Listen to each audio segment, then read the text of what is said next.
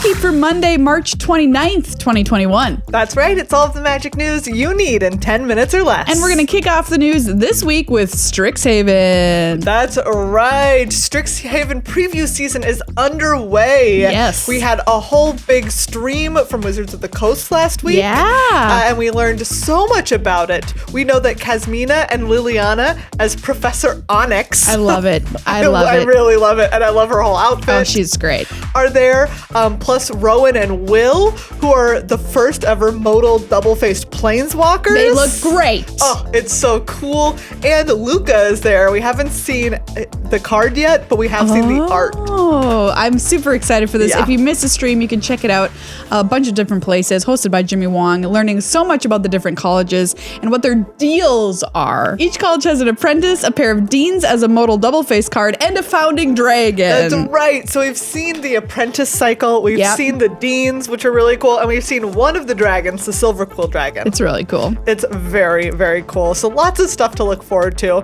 Plus, we know that the rare dual lands complete the reveal cycle from Shadows over Innistrad. Yes. So this is where you reveal either like one of the corresponding, a basic that corresponds to one of the two colors that it produces. Very excited about these. And then it will come into play untapped. So that's pretty cool.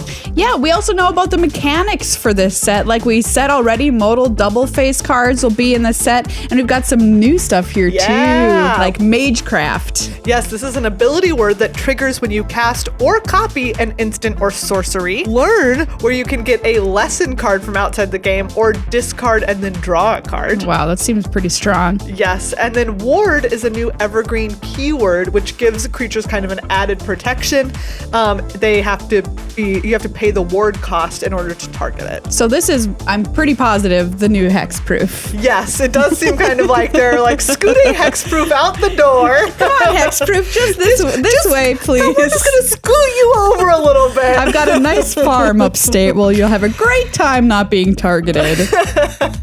But yeah, ward, I think success. I'm going to call it early success. Replacing hexproof. I like it a lot.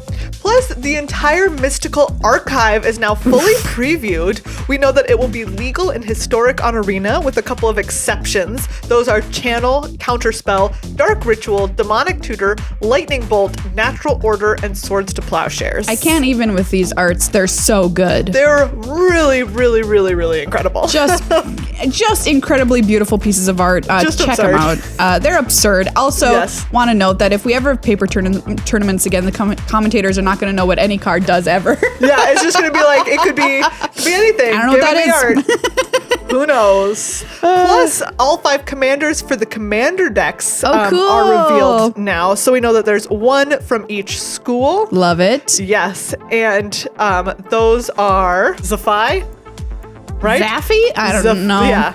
Zaffy, Thunder Conductor, Willow Dusk, Essence Seer, Brina the Demagogue, Ogier the Reconstructor, and Adrix and Nev Twin Casters. These cards are great. Yes, these are super cool, and the Commander 2021 preview season is going to come after Strixhaven is out. Okay. But it's pretty cool to know that these are going to be the 5 decks that we're going to see. Great. I can't wait to play some of those on the channel. That's right. All right, some other news that happened this past weekend, the Kaldheim Championship. That's right. Oh, it was a stacked top 8. Oh, it yeah. included lots of known pros, Javier Dominguez, Shota Yasuoka, Shahar Shenhar, Andrew Cuneo, among others. Yeah, congratulations to Arna Hushenbet, who took the whole thing down with Demir Rogues.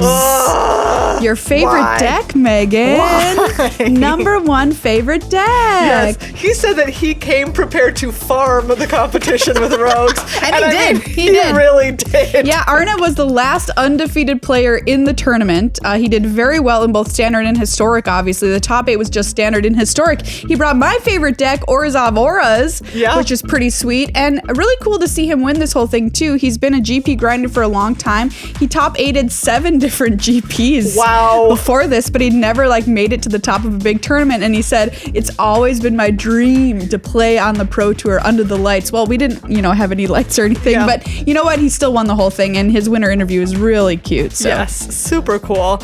We also got to see Paulo Vitor Domodorosa's World Championship card. This is going to be in Strixhaven. Strixhaven, and it's Elite Spellbinder with art by Ryan Pankos. And it kind of gives white a new ability. Yes, so this is a 3/1 flying for 2 and a white. Nice. And when it comes into play, you can look at your opponent's hand and exile a non-land card from it, and they can cast that card from exile, but it costs 2 more. So like just giving them a little tax. Yeah, I like it. A lot of people talking about like, is this modern playable? Could be.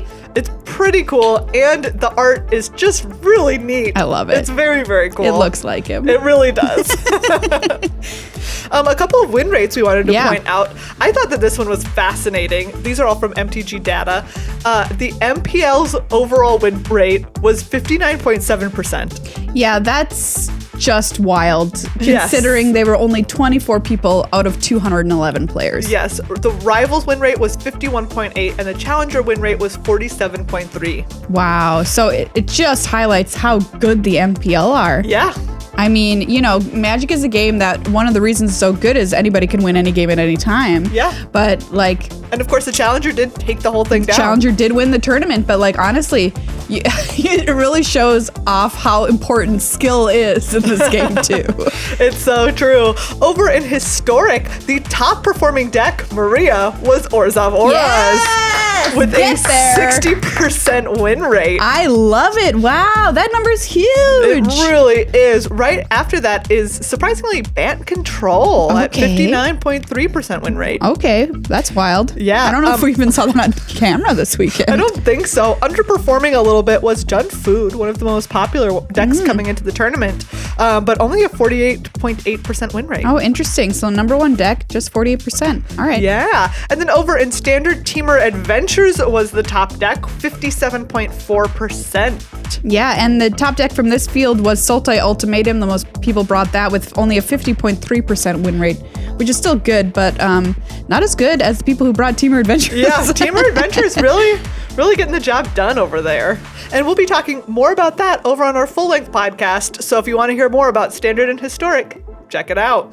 We've got some news from Arena now. By the way, did you know you can now play it on your iPhone? Whoa. It's true. As of the 25th, it's available on iOS and tablets, and it's...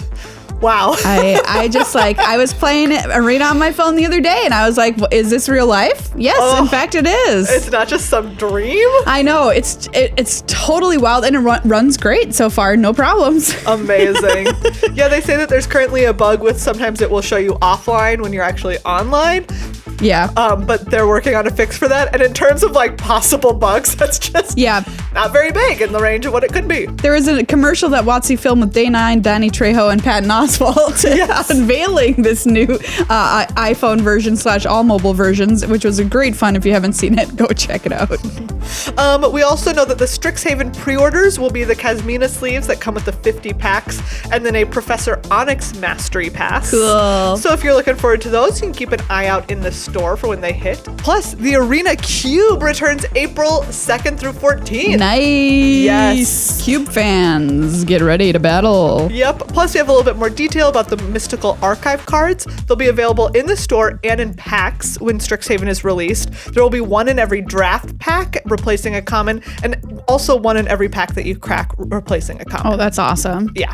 And just FYI, you can get these right now. We want to let you know about some Arena free sleeve codes. Art Club gives you Prismari sleeve. Yeah. Debate Duelists, a Silver Quill sleeve. Math Whizzes, a Quandrix sleeve. Rock Jocks, my favorite one, gets you a Lorehold sleeve. And Swamp Punks gives you a Witherbloom sleeve. Rock Jocks. No space in between these words. Rock Jocks. Rock Jocks.